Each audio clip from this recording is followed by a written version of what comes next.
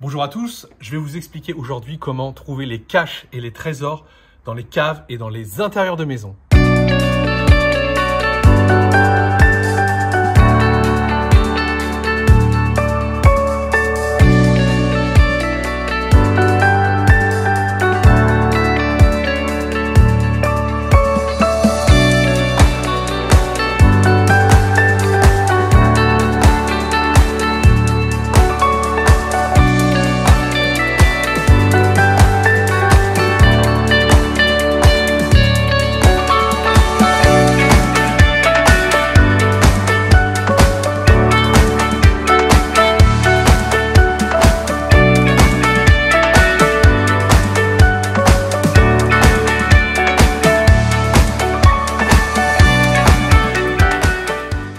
Sur le site www.lefouilleur.com/trésor, on vous montre toutes nos recherches chez les particuliers, c'est-à-dire que depuis 10 ans, des propriétaires de châteaux, de monuments, de fermes font appel à nous pour rechercher des biens personnels ou familiaux qui ont été perdus ou égarés dans ces maisons.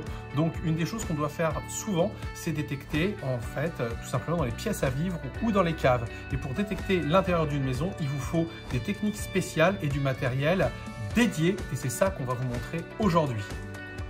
Pour illustrer cette vidéo, on va vous mettre quelques roches d'une sortie qu'on a fait dans une très vieille maison bâtie sur les fondations d'un ancien château. La maison, elle, est moderne, mais les fondations sont très anciennes. Et vous voyez notre équipe descendre dans les dédales de couloirs et dans une très grande cave qui est assez ancienne. Et vous verrez à la fin de la vidéo ce qu'on a trouvé. Alors, pour détecter dans une cave ou dans un intérieur de maison, il vous faut un détecteur qui soit très réactif. C'est-à-dire un détecteur qui ne va pas forcément aller profondément, mais qui va être très précis.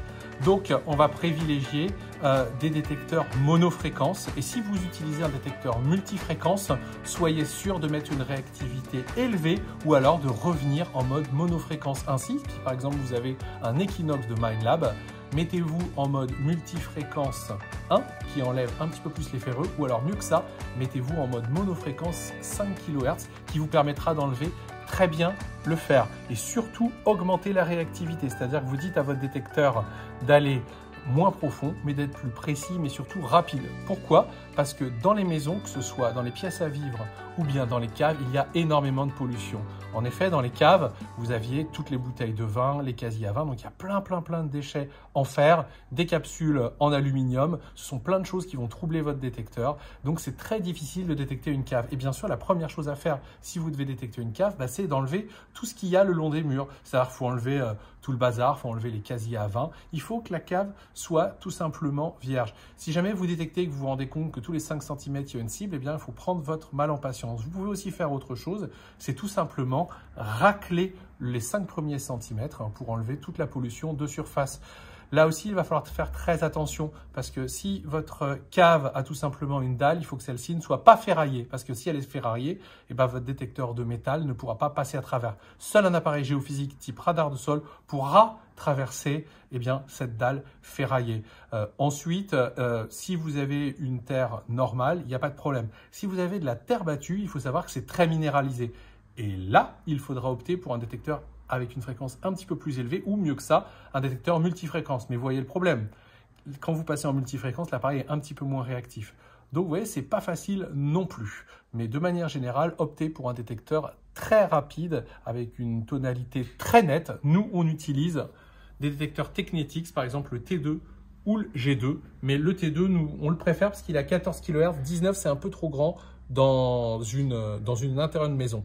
Alors autre chose, regardez, on n'utilise pas le disque d'origine sur le T2, on utilise un petit disque elliptique. Mieux que ça encore, si vous devez faire donc un intérieur de maison, vous pouvez utiliser le tout petit disque 15 cm. Alors ça, c'est absolument génial. Ça passe partout, entre les meubles, dans les caves, il n'y a pas de souci. Mais c'est surtout pas ça. C'est que, comme je vous ai expliqué, une très grosse densité de pollution dans les intérieurs de maison, dans les caves, comme dans les lits de rivière d'ailleurs. Donc si vous avez un grand disque, vous avez ce qu'on appelle un phénomène de masquage de cible. C'est-à-dire que votre disque est grand, donc il va passer sur 2 cibles en même temps, et peut-être que le déchet va masquer la bonne cible si le déchet est, selon le sens où vous le prenez, si le déchet est un petit peu plus grand. Là, quand vous prenez un disque de petite taille ou alors très très elliptique comme celui-là, ça c'est un disque SEF WSS, eh bien vous limitez ce problème de masquage de cible. Après avoir fait la cave, maintenant on va remonter à l'étage. Alors, qu'est-ce que vous avez dans les étages, dans les pièces de vie? Vous pouvez trouver dans les cheminées, vous pouvez trouver dans les murs, dans les plinthes, sous l'escalier. Ce sont généralement des endroits, il peut y avoir du placo, donc il y a les vis à placo, les rails, ou alors généralement il y a plein de ferraille dans les murs. Donc pour ça, il faut quelque chose de très petit. Donc vous avez dit un disque de 20 cm sur un détecteur, ça passe, mais il faut toujours être dynamique sur le mur. Donc vous voyez, il faut faire ça, c'est pas facile. Sinon, vous pouvez prendre un pinpointer, c'est la même chose. Donc celui-là, c'est le seul qui a un disque, c'est le Pulse Dive. Et ça, c'est un mode statique, donc vous n'avez pas besoin de balayer, il vous suffit de faire comme ça. Mais même avec un disque de 15 ou 20 cm du Pulse Dive, parfois, ce n'est pas assez précis tellement il y a de cochonneries dans les murs. Et là, on vous recommande de prendre un pinpointer. Et pour nous, le meilleur des pinpointers dans ce cas-là, c'est le Tech Point. Pourquoi? Parce que tout simplement, c'est le plus puissant des pinpointers et qu'il est à induction pulsée. Donc même si vous êtes sur un sol avec de la terre battue ou bref, c'est assez bizarre les parois, lui, il passe partout. C'est un induction pulsée et c'est le plus puissant. Donc, détecter au pinpointer un mur, une plinthe, une lisse du chien, des recoins, des caches, c'est vraiment pas mal du tout.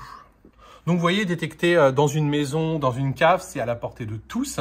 Ça demande quand même pas mal d'expérience et c'est très difficile. On nous demande souvent de trouver des cavités. Et pour cela, il vous faut un appareil géophysique. Venez voir.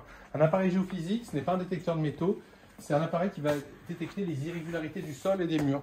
Donc voilà, et ça apparaît comme une radio du corps. Donc ça, avec ça, on peut vous dire si tout simplement vous avez un vide derrière un mur ou dans le sol. On peut ainsi trouver, par exemple, des départs de souterrains. Et on fait souvent appel à nous pour cela. Qu'est-ce qu'on utilise aussi parfois dans nos recherches au trésor? Des aimants, ce qu'il y a souvent des puits, ou alors une caméra endoscopique. Imaginez, il y a un trou dans un mur. Vous prenez la petite caméra qui est en forme de câble, et puis vous voyez tout simplement ce qu'il y a derrière le mur. Donc voilà un petit peu pour tout le matériel que vous devez utiliser quand vous faites une recherche dans un intérieur de maison. Et n'oubliez pas surtout d'avoir l'autorisation du propriétaire et faites-lui signer un modèle de contrat comme celui qu'on vous propose sur le site www.lefouilleur.fr. Et si vous voulez des conseils et regarder un petit peu tout ce qu'on fait depuis une dizaine d'années, le reportage télé, rendez-vous sur le site www.lefouilleur.com/trésor. Que ce soit avec un S ou un sans S, ça fonctionne. Et là, vous allez voir les reportages télé, comment est-ce qu'on s'y prend et tout ça. Mais de manière générale, ce qu'on peut vous donner comme conseil dans une maison, c'est surtout de prendre son temps, de ne négliger aucun endroit. Et comme je dis toujours, imaginez-vous que vous allez devoir cacher un trésor. Il y a 2 critères. Le premier, c'est tout simplement de pouvoir y avoir accès rapidement si vous devez partir. Donc, vous n'allez pas cacher quelque chose à 5 mètres de profondeur. Le deuxième conseil que je voulais vous donner, c'est surtout de penser aux endroits que vous allez détecter. Est-ce que vous cacheriez un trésor au milieu de votre jardin à la vue de vos voisins ou est-ce que vous iriez le cacher dans un endroit où personne ne peut vous voir? Alors, bien sûr, ça veut dire à l'intérieur de la maison, mais pas forcément. Parfois, c'est difficile d'aménager une cache dans la maison. Vous pouvez très bien le cacher dans votre jardin, mais à ce moment-là, vous allez le cacher derrière un mur ou alors dans un endroit, un angle mort où personne ne peut vous voir. Donc, quand vous arrivez dans un endroit, regardez bien, appréhendez le lieu et dites-vous « Ah tiens, ça c'est un bon endroit. Personne, il y a 50 ou 100 ans, n'aurait pu me voir en train de le cacher ici. » C'est ce que vous devez vous poser comme question. Et après, l'expérience fera le reste. Bonne détection à vous, que ce soit à l'intérieur ou à l'extérieur. Et vive la détection!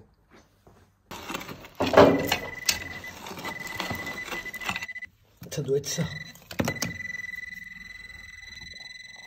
Alors ça c'est vieux parce qu'on voit une tête d'animal médiéval, peut-être un petit manche de couteau.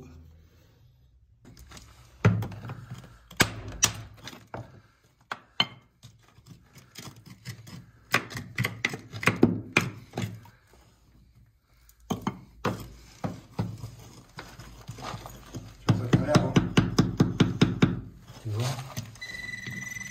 c'est un gros truc hein. Et puis en dessous, ça fait pop, pop, pop, pop.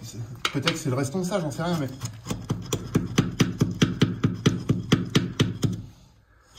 Celle-là, elle est magnifique. Hein. Encore une clé de robinet. Ah oui, c'était que des tonneaux. C'est la deuxième. Super.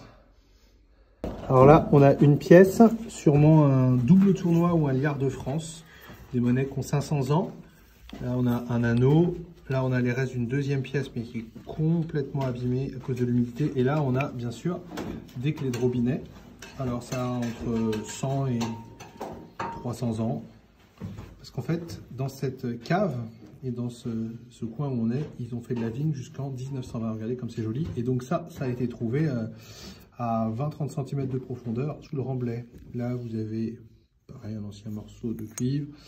Là, des morceaux de ferraille qu'il va falloir nettoyer. Et là, c'est vraisemblablement, c'est sûrement les restes d'une lame, peut-être d'une baïonnette, puisque ça a été occupé pendant la guerre aussi. Donc voilà, donc 2 monnaies, 2 clés de robinet, donc des trouvailles qui ont plusieurs centaines d'années.